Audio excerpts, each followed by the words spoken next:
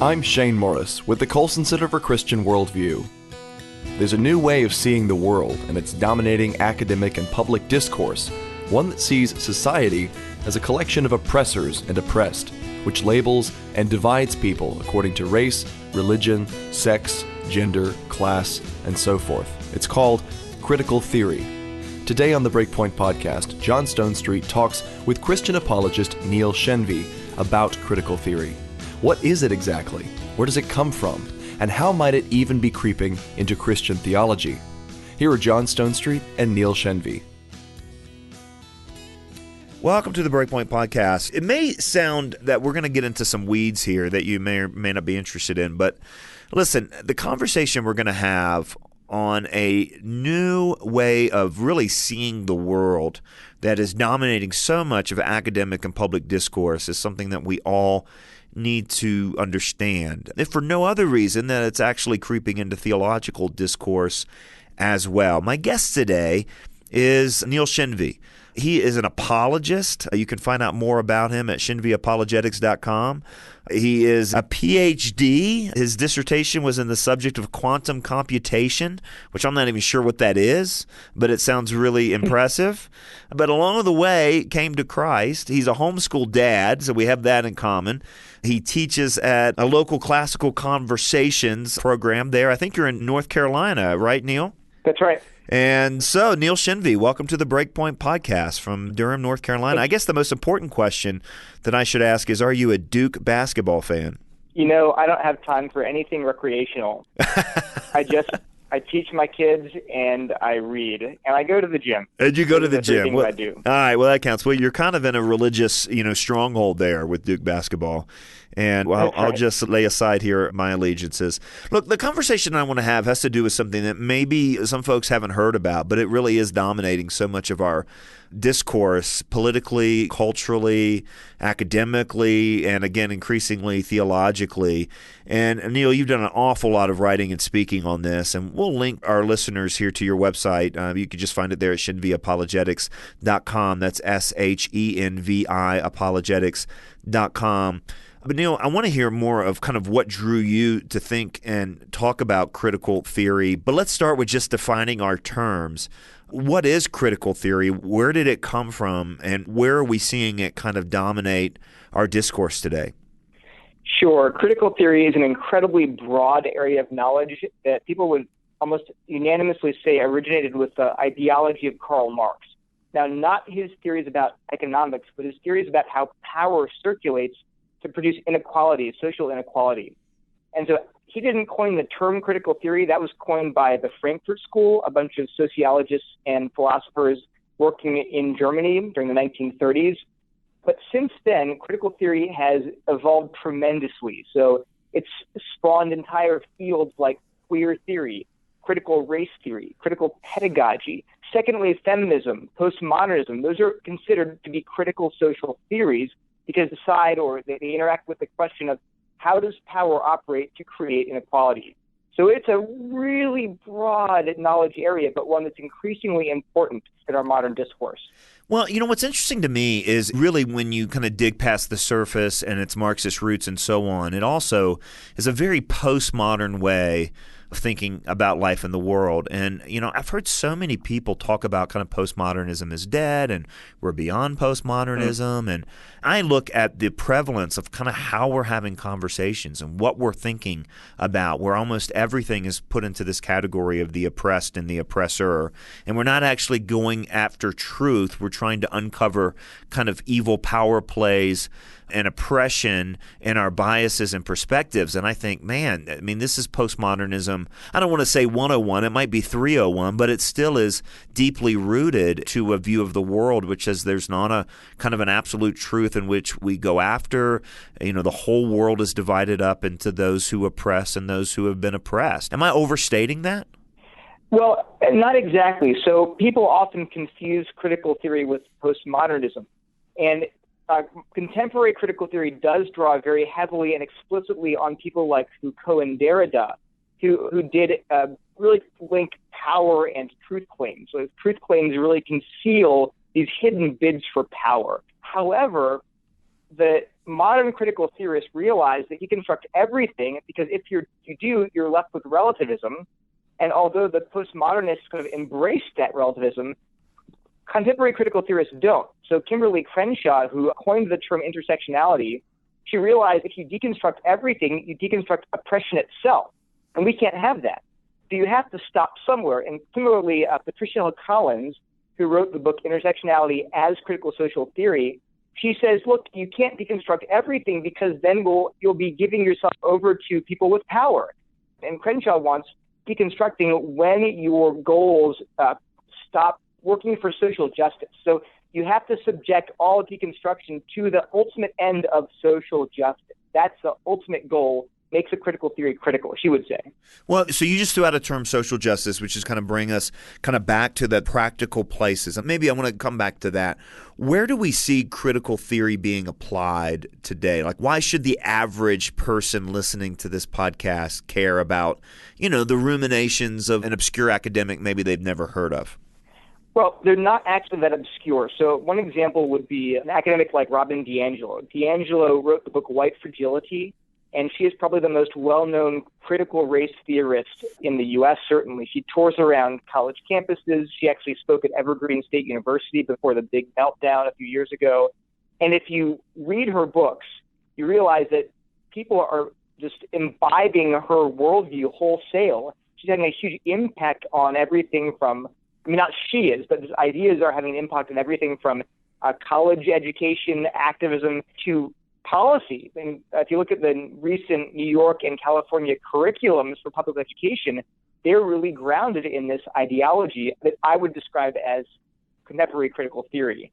And if you understand the theory behind it, you see it everywhere. The one comment I get from a lot of people who hear my talks, they say, once you see it, you can't unsee it. Once you realize the ideas that are being propounded by these scholars, you realize, man, so much of Twitter makes sense suddenly. So much of the news or politics, these words like intersectionality or white fragility or white privilege or compulsory heterosexuality, the gender binary, they all are rooted in this broad ideology.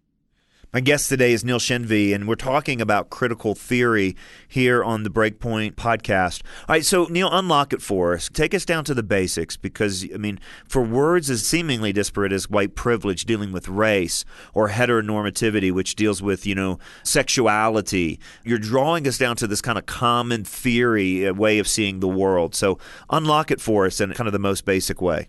Sure. I break it down into 4 central ideas that sort of anchor this ideology, this worldview, this way of thinking. The first one is the social binary. I'm just going to read some quotes to show you I'm not making this up. I have lots on my website, primary sources, diagrams taken from these books. So this is Sensoi and DiAngelo in their book, Is Everyone Really Equal? They say, for every social group, there's an opposite group. The primary groups that we name here are race, class, gender, sexuality, ability, status, exceptionality, religion, and nationality. So the first thing is that the society is stratified into dominant oppressor groups and subordinate oppressed groups along all these axes. And so again, here's Adams' book, Teachings for Diversity and Social Justice. She says the manifestations of social oppression in the U.S. today are ableism, ageism, anti-Semitism, classism, heterosexism, racism, religious oppression, sexism, and transgender oppression. So that's why these are all linked. They're all forms of oppression. So that's just for the first. So why are race and sexuality and gender and physical ability, or, why are they all linked in the minds of many activists? And the answer is because they're all linked as forms of oppression. You can find, again, figures that have, like, on one column will say various oppression. You have the dominant group, the oppressor group, and you have the target group, the subordinate group, the oppressed group. And you go down the list. So is there a common enemy of a common oppressor here? No, because, again, it's actually intersectionality sort of troubles this notion of just clean-cut classes. So, for example, they would say you can be both oppressor and oppressed at the same time along different axes. So you could be a black male, be oppressed as a black person, but you'd be privileged as a male. Or you could be a white female. And there's a lot of actually infighting over, they wouldn't say that there's a hierarchy of oppression, but this is why you get, for example, trans activists who are fighting with feminists over what is a woman. And who gets to decide whether the feminists have the ultimate say, or they're now being called pejoratively TERFs, the trans-exclusive radical feminists, who are saying, look, you can't just claim to be a woman just because you decide one day that you are.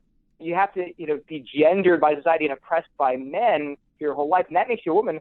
Whereas trans activists are saying, no, it's a social construct. We can decide that we are women when we say we are, because it's all arbitrary anyway. But there's infighting over who gets to decide what is actually a woman.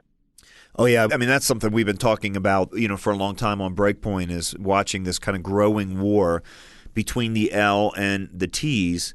But of course, one of the main things you identify in your writing and your speaking on critical theory is this idea of white privilege that gets critiqued a lot in popular culture and even increasingly, in Christian circles. Now, so when we talk about oppression and seeing everything through the lens of critical theory as being a story of oppression, the opposite response is not for us to say as Christians there's no such thing as oppression, right? I mean, Christians clearly believe that people have been mistreated because of their race or because of their gender or because of their, ability, being disabled or whatever. So where does critical theory diverge from a Christian understanding of sin, and kind of where does that take us in a dangerous direction? Does that make sense? Yeah, absolutely. So that's the next good segue. The next sort of main concept would be the idea of hegemony or hegemonic power.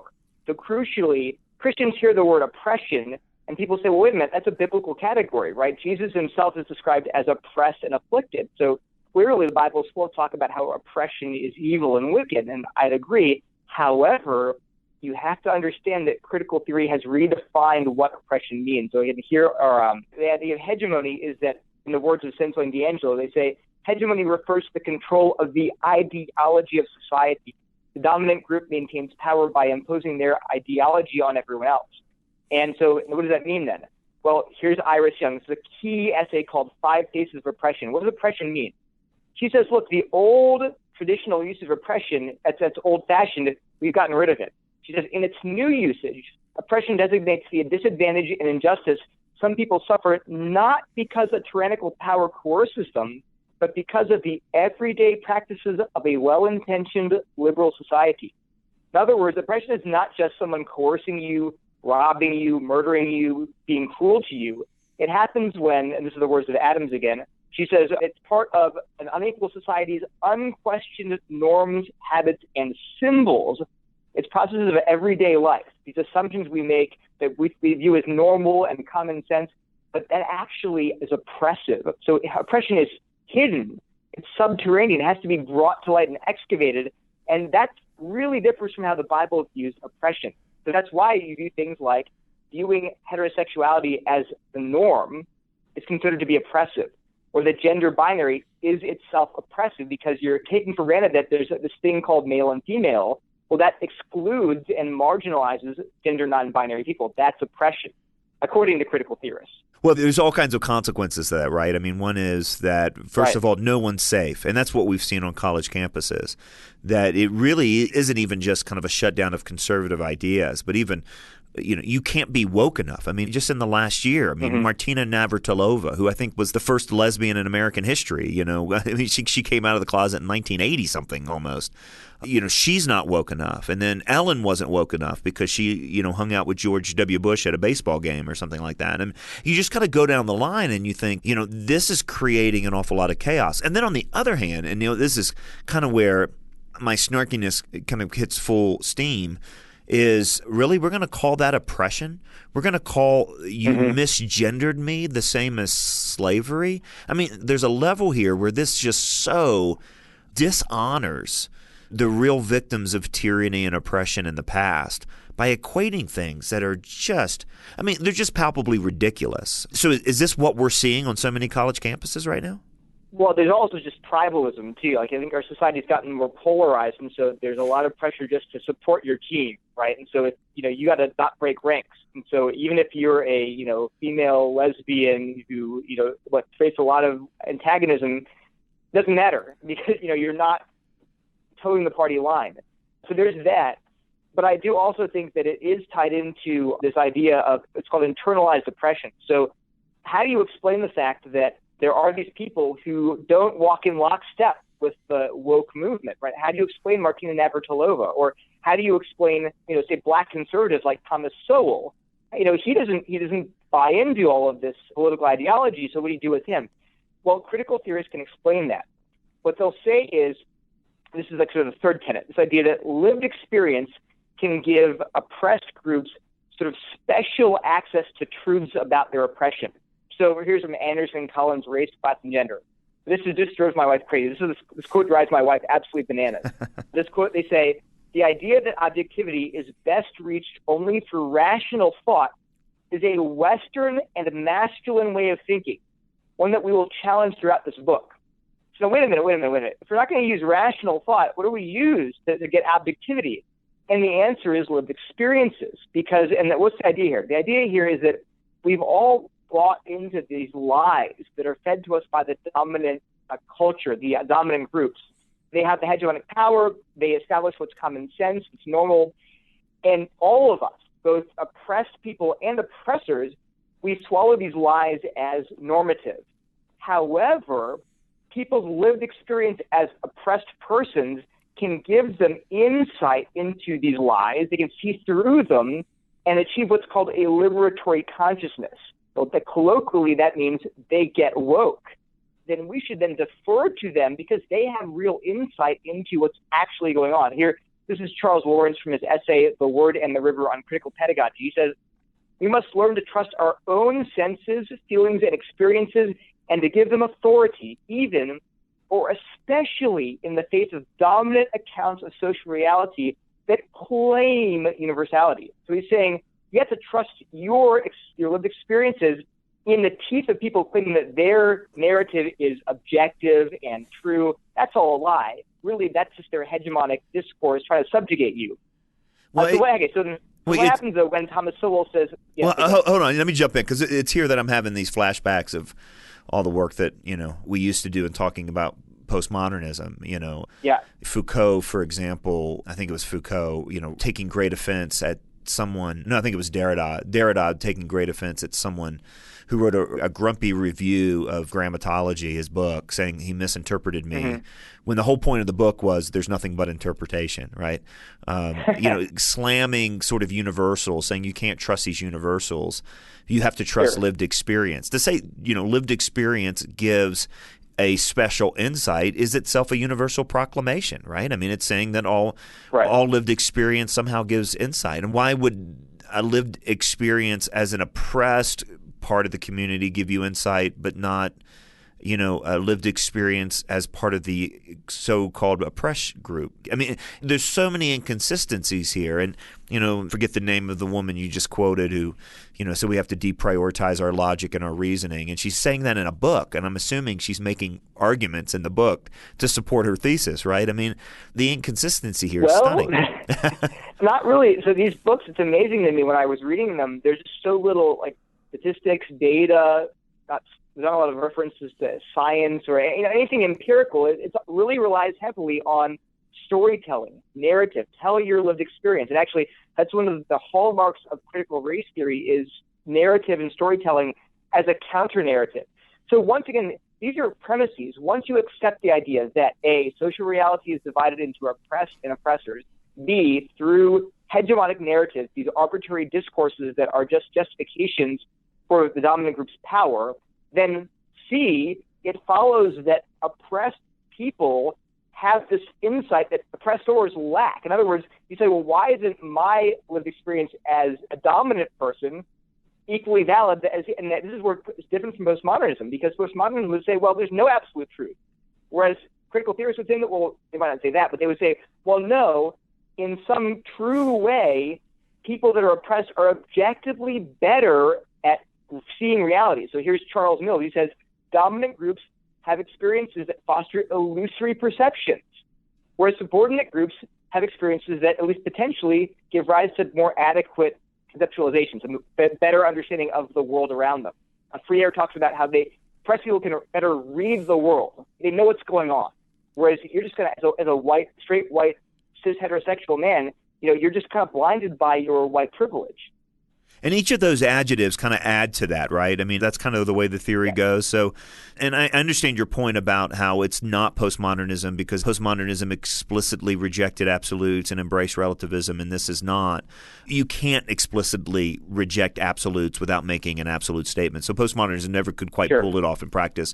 So that's the similarity that I'm seeing. And it just, again, it kind of goes under there's nothing new under the sun, but this is kind of the children, the idea has given birth and has had many children, and this has kind of taken it to almost to its logical, extreme, that identity then becomes almost, completely socially constructed about who we are. So David French wrote, I think, a terrific explanation of intersectionality. I think you actually linked to it on your website, basically saying, look, for every adjective in front of who you are, that either adds to your credibility or takes away from your credibility or your ability to find truth.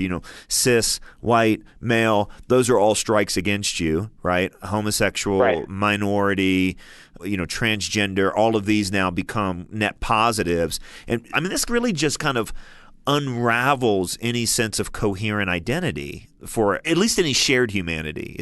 Would that be a fair way to say it? In this sort of view, is there any possibility of getting to a shared humanity? Well, that's actually complicated. So a lot of critical theorists will talk about how intersectionality makes coalition building harder. So a good example is I have a picture at the Women's March in 2017 of a woman holding up a sign that said, "Don't forget, white women voted for Trump," and she's a black woman. And so she's saying, look, even at this Women's March, we're here protesting Trump's election, and we're united around women's issues. She's going to hold up a sign that says, look, you can't assume that these white feminists are on your side.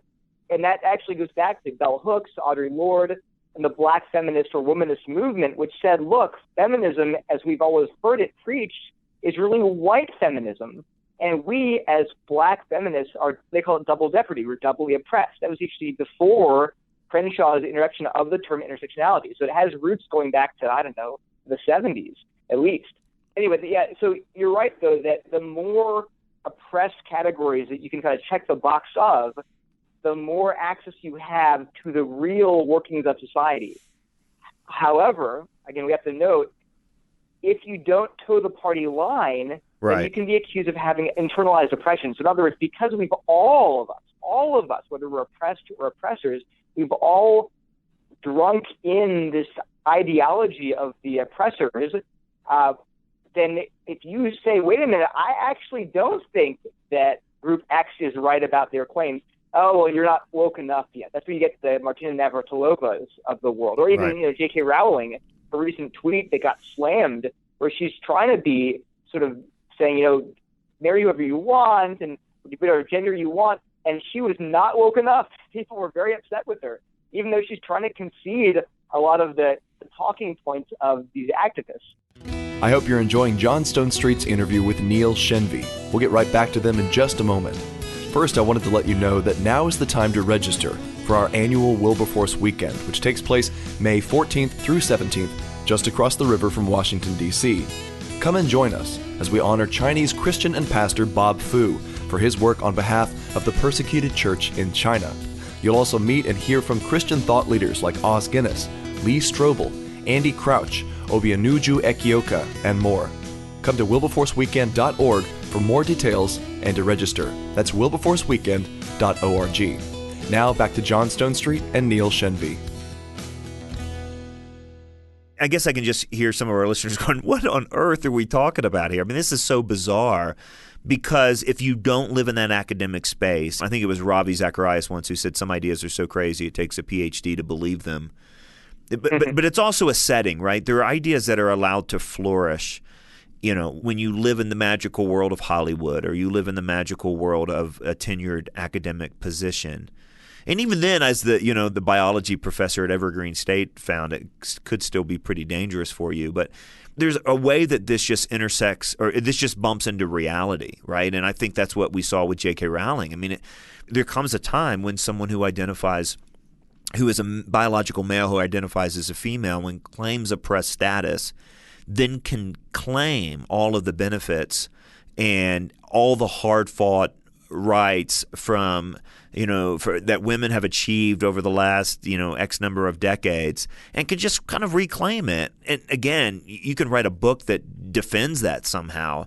But it just seems to me that this is something where the extremes are bumping up against reality. And, I mean, what's going to happen? I mean, I guess at one point I thought, look, when it came to the transgender thing, for example, that there would be enough dads of girls playing Little League soccer, and that would just stop right there. But it didn't, and it went on to high school track, right, where 15 of the last, women's state track championships in the last 2 years have gone to biological males.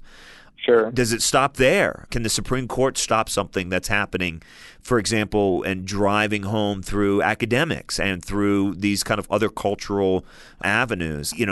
It's just more common, I think, than a lot of our listeners might actually give it credit for, because it sounds so crazy up front or so unbelievable up front. Obviously, we talked about the academy being strongholds for critical theory. Where else are you seeing it? Schaeffer talked about this line of despair from academic culture to popular culture. Are we seeing that crossover? Oh, yeah, absolutely. I mean, I feel like every day you're seeing some manifestation of these ideas on social media, in the news, politicians' speeches. They really are everywhere. And I'm most concerned, though, by the way we're seeing it pop up in not just the mainline churches. I mean, clearly you can look at, say, the Evangelical Lutheran Church in America, Nadia Bolz-Weber, or some of the stuff she says, so clearly suffused with these ideas. But even evangelicals, I think, are beginning to not just use the language of contemporary critical theory, but are embracing the ideas as well. And often I want to say charitably, probably without knowing it fully where they're getting it, but I really want to caution them, this is a worldview. And yet people, even secular people, atheists, have called it a religion. And that's why it's so tenacious, because when you say, well, I don't want to be a bigot here, but maybe we shouldn't be letting, 16-year-old boys race against 16-year-old girls and beat them. And no, I think that's wrong. Well, it's tenacious because it's their righteousness. They feel like they have achieved this enlightened status. And to threaten that, not only are you clearly on the wrong side of history, but that's what makes them feel like I'm a good person. I skinned up for the oppressed. The greatest commandment of contemporary critical theory is thou shalt not oppress. Yeah. And then you're suggesting to them that it's all built on a misunderstanding of what oppression is and what makes them a good person and what God desires from us. He hates oppression, but he hates many other evil things too. And he wants more than just us to be activists. He wants us to be kind, honest, charitable, generous, faithful to our spouses, etc. So you mentioned something that this is a worldview. It's a religion. And we do so much comparative worldview here at the Colson Center. Maybe that would be a helpful angle for those that are still listening to this going, okay, I see this. I see it on Twitter. Yeah, I mean, I see it in our culture. I see these uprisings and these kind of protests and these claims of harm, on college campuses and so on. But I just can't really get to it. So one of the ways we talk about worldview is kind of how it answers these big questions. Two of them being what's wrong with the world and how do we fix it? All right. So every worldview will answer those two questions in different ways. So compare the answers of those two questions, what's wrong with the world, between critical theory and Christianity. And then how do we fix it? Sure. It's funny. Yeah, this is exactly the approach I've taken in my talks too. I lay out these four big questions. The meta-narrative. Right. So Christianity, the problem is sin. We're in rebellion against a good and loving and holy God. And the solution is redemption. Not something we do. We don't fix ourselves. We don't act right and follow God's law. Rather, God has to come in and rescue us through the cross and resurrection of Jesus. So the problem is sin. The solution is redemption. For contemporary critical theory, the problem is oppression, that people have power. They're imposing their ideologies on society to justify their own dominance. And then the solution is activism, that you have to overturn these systems and structures of oppression to equalize power, so that power can be shared across all these different groups. I mean, so clearly the problem is very different. It's not personal, individual rebellion against God. It's systemic structures of oppression. The solution is not what God does to free us from sin and forgive us and cleanse us and give us His Holy Spirit, but it's something we do to act on behalf of the oppressed, or to, again, divest ourselves from our privilege and ally ourselves with the oppressed. Yeah. So again, let's take that then and apply it to the oppression. For example, we do have a history of racism in America. There's vestiges of that exist here and there and wherever. Where do you think a proper understanding and reaction to that that would be informed by a Christian understanding of sin and evil, how would that differ than what we're seeing? And you mentioned it just a little bit ago. Maybe, wade into some troubled waters here. And I don't just mean like what you hear on a college campus and the equivocation of race and gender identity or something like that. But you mentioned that you're seeing some of this in evangelical theology. And I'm assuming that's at least referring at some level to how we think and write about the Christian responsibility to deal with the history of racism, present racism, and so on. So help us walk through some distinctions here. What's a godly reaction and a godly action that we can take to the racism that we see around us, or even identifying what racism is, and what you would say is a theology that's being informed unhelpfully by critical theory? Yeah, I always tell conservatives not to throw the baby out with the bathwater. So some people really bristle and have this visceral reaction against ideas of systemic or structural sin.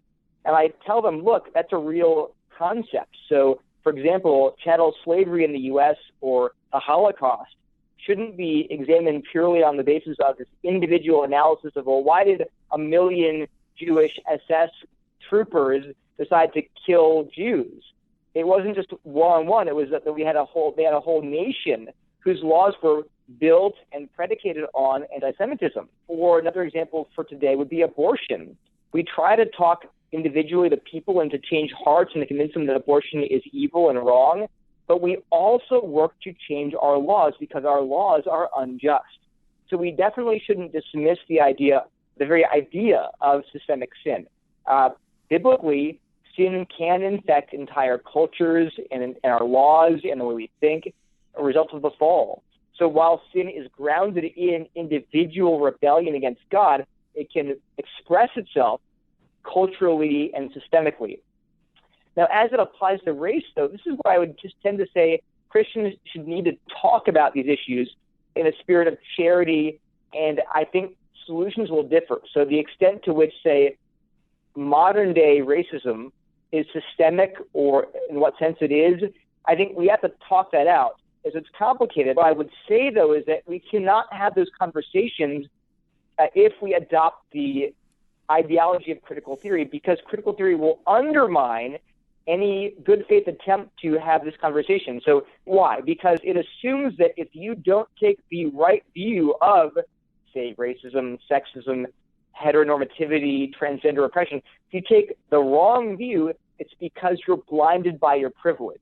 An example of how critical theory really poisons these kind of necessary conversations is found, again, these are evangelical authors I could quote. So here's an evangelical author with 16,000 Twitter followers writing a book about race and Christianity. He's white. He writes, "My problem as a white man was that I didn't know how to live in skin. Racial blindness was in my DNA. Racism isn't only part of who we've been, it is, in ways we don't even comprehend, who we are. We have a malady called shriveled heart syndrome." So that shows you that you can see how if you have that mindset, if you believe truly that white people are blinded by their whiteness, then if any of them demur at your suggestions as to how we can fix racial disparities, how we can help the poor, they'll say, well, if you don't agree with me, it's because you're blinded. It completely kills the conversation. It's a conversation stopper. And we see that that's my main concern in adopting these ideas, that even when it comes to how we interpret Scripture, if you say something like, well, I think these ideas are not biblical, if you're speaking as a white person, they can say, well, that's your white privilege talking. That's your Western individualistic evangelical white theology talking. And you have to accept the theology of people that come from oppressed groups. That's very dangerous, because as Protestants, we want to say, no, actually, we have to always be able to go back and test all our doctrines against Scripture. Wouldn't it undermine the insights, at least of a particular segment of church history? Now, I'll be the first to say that, our church history tends to focus in on people that looked a lot like us, but at the same time, to completely dismiss, if that's the category, or if that's the criteria by which you're looking for theological insight, that would dismiss kind of the whole tradition of the church. It would dismiss what God has revealed to his church throughout the ages. It would seem to be kind of a ultimate form of what Lewis called chronological snobbery. Exactly. And I really get concerned when I hear these slogans like we need to decolonize our theology or we need to decenter European theology. And I'm thinking, well, what do you mean? I mean, decenter like the five solas of the Reformation? Because I think it's pretty darn important and they're taught by Scripture. And if you push them even further, you say, well, look, pretty much all the creeds from the early church down through the Reformation were written by men. In fact, the Bible, all the canonical authors of the Bible were male, writing in a patriarchal culture. Are you going to say we need more books that are, more diverse and include women's voices to really understand what God is saying? Are we going to expand the canon? And so I've never seen someone say that yet, but that's the logical implication of dismissing beliefs purely on the group identity of the people who are espousing them. Well, there's so much more we can get into, but we need to wrap this conversation up. My guest today on the BreakPoint Podcast has been Neil Shenvi.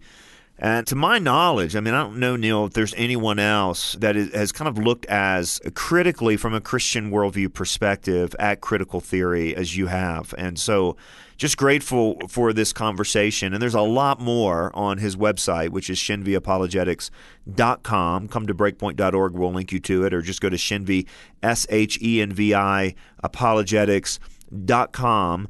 I'm guessing, that's the best place for people to track with you. Are you on any social media platforms? Do you want to share your handles? Yeah, you can follow me on Twitter at Neil Shenvi, NeilShenvi. I also want to make a plug for my collaborator, Dr. Patrick Sawyer. Now, he actually has a PhD in cultural studies, and his dissertation was interacting a lot with contemporary critical theory and feminism. So he really is the brains behind this operation. I'm desperately trying to catch up, reading-wise. But yeah, I really want to emphasize to people listening, I don't want our work to be weaponized to dismiss concerns about racism, sexism, sexual abuse. That's not why I'm doing this. I think racism is a scourge. It is horrifying and wicked. There's plenty of it in the U.S. and even in the church. There's sexism, and there's plenty of other real forms of oppression and abuse going on in our society. And Christians should care about that. I just finished reading Brian Stevenson's book, Just Mercy. Tremendous book, really powerful. I cried my eyes out reading it. I want Christians to take those kind of concerns seriously. I just don't want us to throw out a Christian worldview when we do that. I want us to hang on to the truth of the gospel as we attempt to right the world's wrongs. And we know that ultimately the real healing that critical theorists are seeking is only found in the gospel.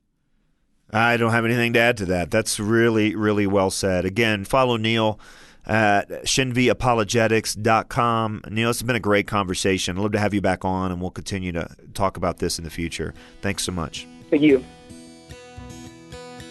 Thanks for listening to the BreakPoint Podcast. And remember, please come to wilberforceweekend.org to register for our annual Wilberforce Weekend in May. It'll be a great weekend with great speakers. That's wilberforceweekend.org. For the Colson Center, I'm Shane Morris.